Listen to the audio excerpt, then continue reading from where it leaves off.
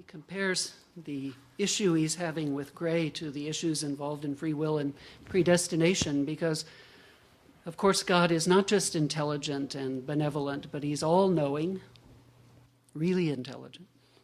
And surely God would know what variations would occur in what order in order to be selected, in order to result in this species or that.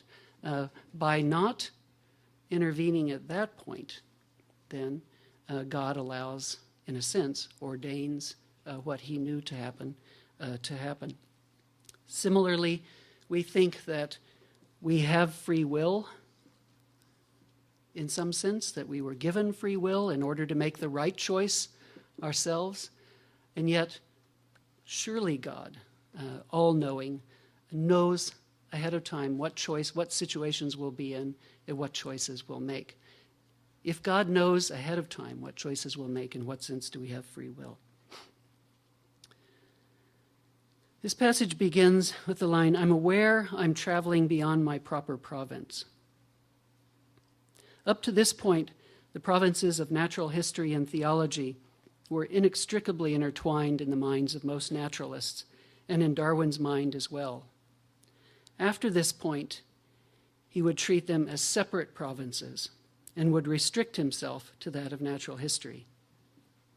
The establishment of this new border, this change in what counts as relevant and what's irrelevant in assessing alternative theories of organic form, this fundamental change in the rules of science is as constitutive of the Darwinian revolution as is the replacement of the theory of special creation by the theory of evolution by natural selection. It's not entirely clear how Darwin justified the separation of the provinces of natural history and theology, because there were no higher or more fundamental rules to appeal to in adjudicating changes in the rules of science. He seemed to have felt that theological considerations were just unproductive.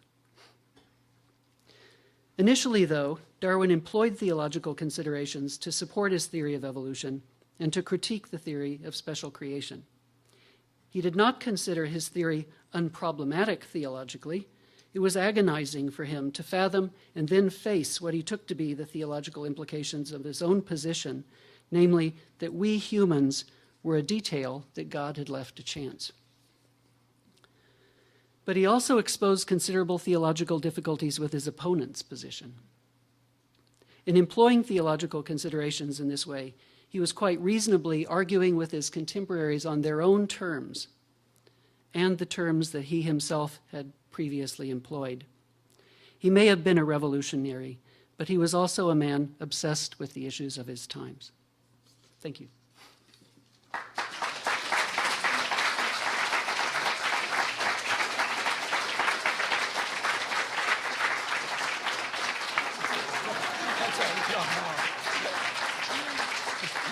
Before we proceed, I think we should have a special round of applause for Dr. Greg Bole as Charles Darwin.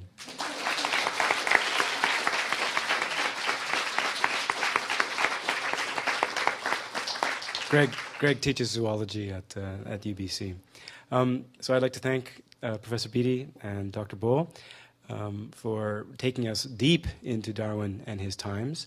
And we have lots of time for questions and discussion. And the original reason why we chose this small room was to facilitate exactly that. So if I can get this out, which I may or may not be able to do, I'm going to hand it off so that we can, oh yes, okay, actually record. I know people don't like asking questions into the microphone. So if you really don't want to, you can ask your question and I can repeat it, or I can give you the mic. So put your hand up. And would you like to speak into the mic?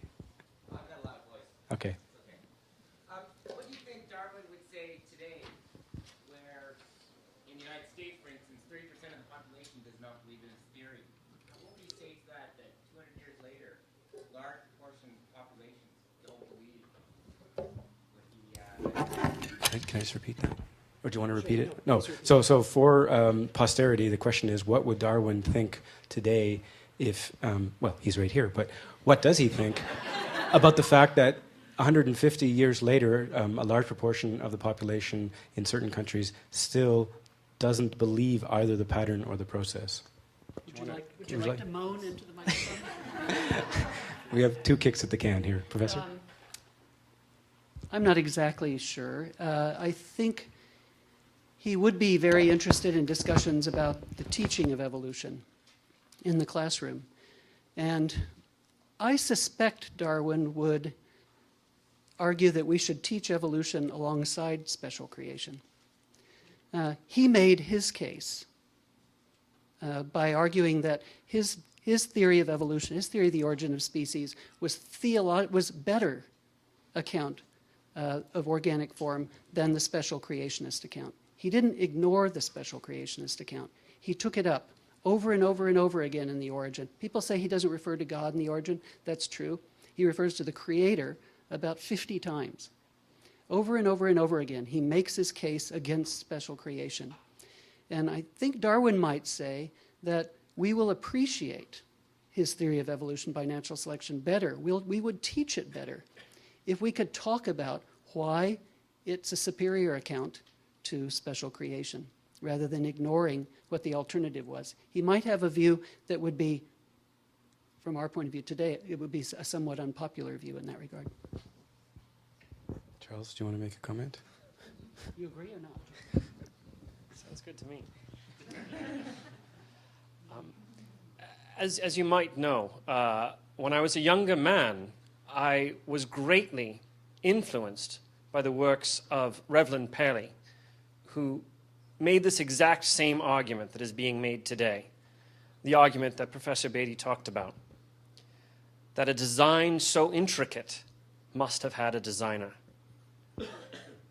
However, I was seeking after the truth, not trying to push the question away to the insoluble, but trying to find out how it is solved today. And I put down as best I could how I believe that happens. And if people are willing to read that truth and understand it, those few simple laws that can lead to the brilliant, beautiful complexity of all of life, then I believe they will understand indeed where it came from. And so it's not for me to say what they should believe.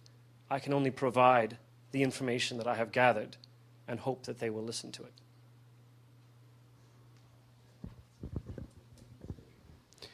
There was this next, and then we'll move over to Charles.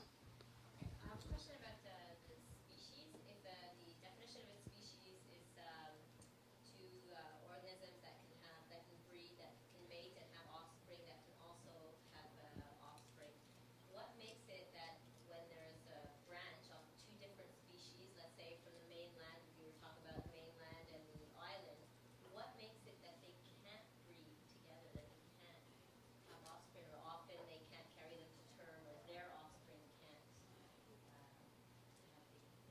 So this is obviously for Charles. So to paraphrase the question, what actually occurs such that things that are in different places stop being able to have babies together after a while? Be clear? Okay, sir. To be honest, I would love to know the answer to this question as well, because it was something that I wrestled with greatly while writing The Origin. It is a great shame that at the same time the answer was written in a small monastery and published in a small little place in Eastern Europe that I had no knowledge of by a man named Gregor Mendel. And he provided the key to understanding why animals can no longer breed and have babies and lead to new species, in fact. I looked at the pattern and I tried to understand how they become separated. But in fact, in more modern times, there have been a better understanding of exactly why they cannot reproduce, and perhaps one of my modern esteemed colleagues would like to address that.